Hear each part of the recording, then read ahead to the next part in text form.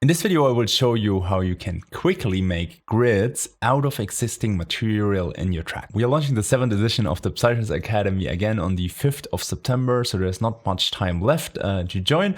If you want to join, you have a really top grade teacher. It's pro artist Lunatica, who played this year at the Boom Festival. He's my mentor and coach for a long time, and I'm so glad that I didn't miss this opportunity for myself, because he shaped my music big time, and he enabled me to really produce like pro-grade music. And if you want the same for you, if you're somebody who takes steps in your life to get forward and invests time and money, then this program is something for you. So you can check it out on our website, where you find all the information, student reviews who have joined our program, and also the prices and where you can join. So check it out, and I hope to see you on the 5th of September. So step number 1 is you need really good source material. What I would recommend you is that you get source material from your track.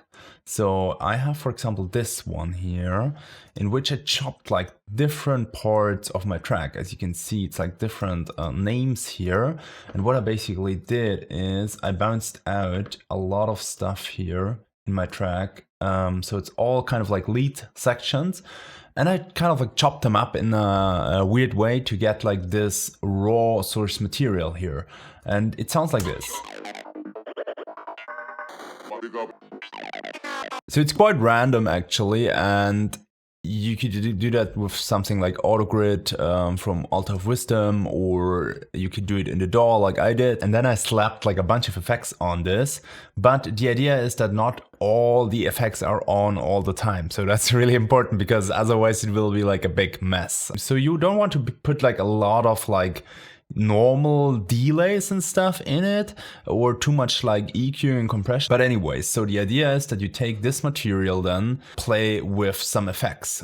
So for example, I have this push 2 MIDI controller, or any MIDI controller will do it, and then you have some knobs and you can just tweak it and bring some effects in, like all those kind of like things like Effectrix, or here those ohm boys stuff is pretty cool. Grain delays, tantra, you know, all that kind of like mangling things more, not kind of like the usual delay on that things you want to avoid here. You record it out. You can see in the next thing here that I have like a recording lane. It records here from Grid Master, just post mixer because I haven't done anything here. And then we end up with something like this.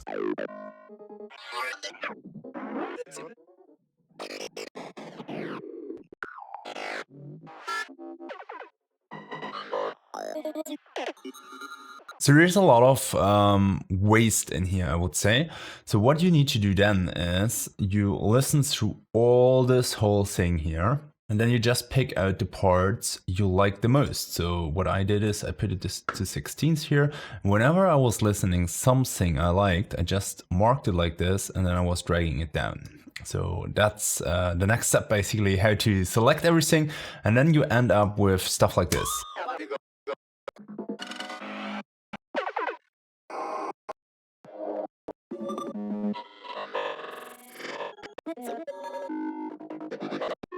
And the better you prepared your source material, and the better you have chosen the FX and did the FXing, the better obviously will be the end result.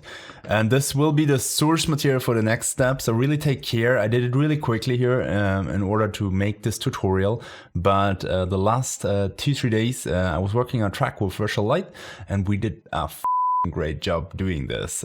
So be excited when that track comes out, because it has like super nice grids in there, and it was basically done with this technique and a few more techniques, which I will show maybe in other videos. I will do a lot more videos on arrangement and leads, and if you don't want to miss those videos, then you should be subscribed to this channel. And the really important thing is not only to subscribe, you also need to activate the bell icon, because that will notify you whenever a new video comes out. So step number 2 is, once you get your source material, you want to make it playable as easy as you can. So what I did here next is I marked all those here. So I selected all of them here and put them in a drum rack. This isn't super huge. As mentioned in the track we did lately, I had like a drum rack full like this. And then you have quite plenty of options to do cool things. And once you have it here in the drum rack, you can start playing it. What I did while I was playing it, I was adjusting a little bit the gains here. So you can see here's like a higher gain and there's like a lower gain. So I did all the kind of like gain staging thing while flowing because it's really easy with the push. Let me actually show you quickly how to do this. So what you can do in the push, you can go here into the drum rack, and whenever you select something, it will kind of like change here to the right clip. As you can see, it was changing over here. And then you can just go here to and control the gain. So like this, and then just play it until it sounds right. But as mentioned, the more you get it right straight from the beginning, the easier it will be, because then maybe if you already have mixed sounds together with effects, it gets sometimes really nasty to do that, and then you need to go back and split them up and load them again in drum rack. So the cleaner you work before, the easier it is, but you can work messy and get away with that as well. And then I ended up with something like this here. So this was my Playable grids thing. I was just like jamming it on the push until I found I got something which could be usable here. So let's have a listen to that.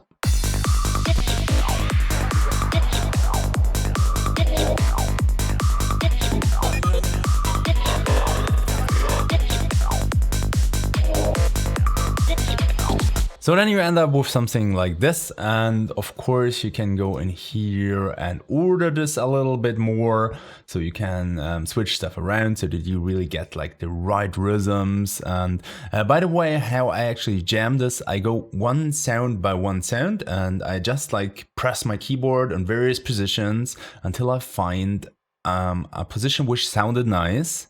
And then comes actually the main trick. So let's say we want to add a sound. Let's try this quickly together. So I have this here, for example.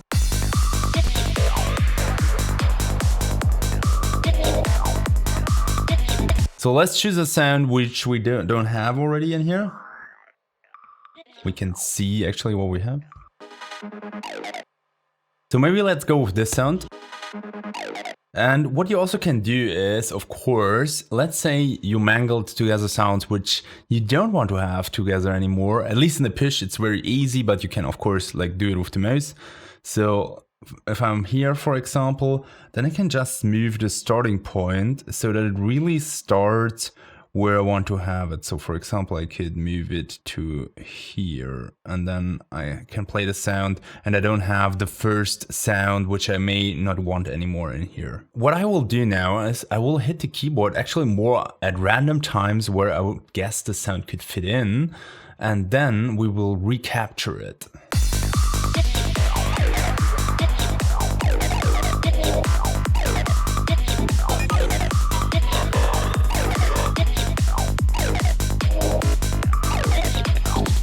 Of course, we won't keep all of them. We will just take the best. So what you need to do is you need to go here to capture MIDI.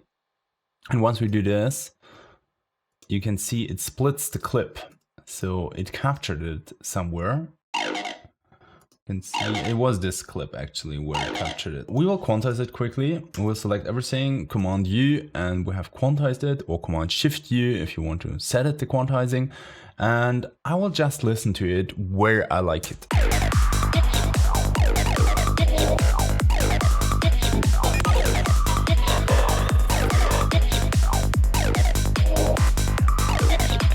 So I guess this position wasn't bad here right in the beginning. So we actually hit it twice. So that's also usually a good sign if you hit it like multiple times. So all we need to do is now we select this here. And I like to do it like this, so I will just copy this one because it's alone and doesn't have any company and I know where it is.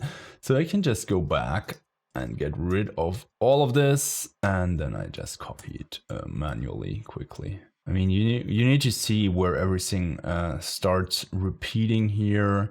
I think in that I'm quite wide, but anyway, so that's basically what you want to do here. So I guess we're repeating here. So we copy it across, and then we have added a new element to our grid. Maybe we need to mix it a little bit. Also, I will consolidate this again. And I want to show you a quick trick also if you don't want to do it with the gain. So you can just use the velocity here. So that's also very easy. So I think we went a little bit too loud. So just click in here and you select everything.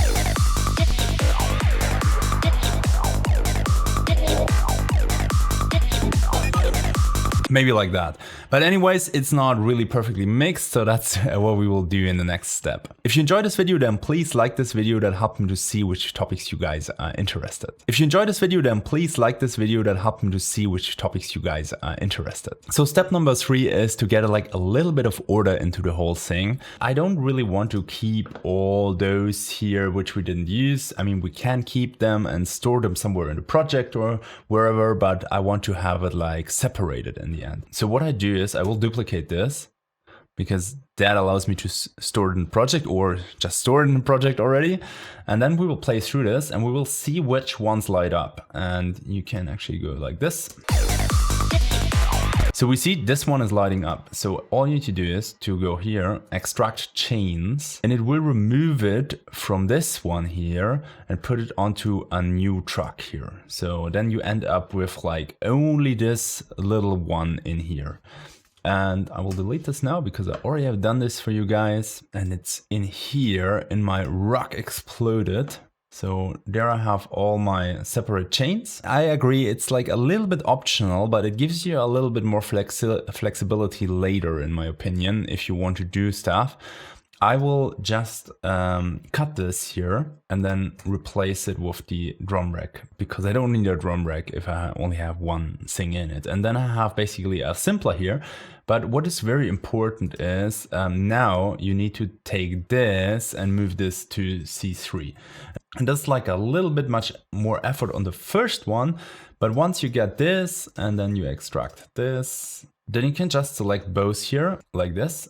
And if you fold them, then you have it actually like this, and you just need to move it up like this. So very quick. And I just did this with all of them.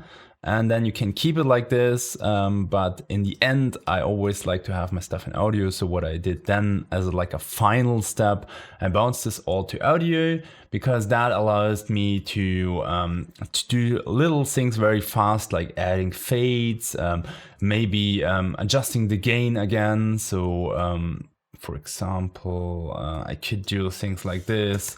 I could just deactivate this and just make this one shot like a little bit louder if I want to do this. It makes it easier to see where things happen. So for example, if you want to automate gain, then you could just put the automation like this and then make like a little dip here. So there's so much more quality, I would say, in mixing audio than in mixing MIDI. So that's what I want to do in the end, but it's like the final polishing step of it. If you want to know how you can get actually cool sounds, cool effects, which you can use in your grids, then you should check out this video up here.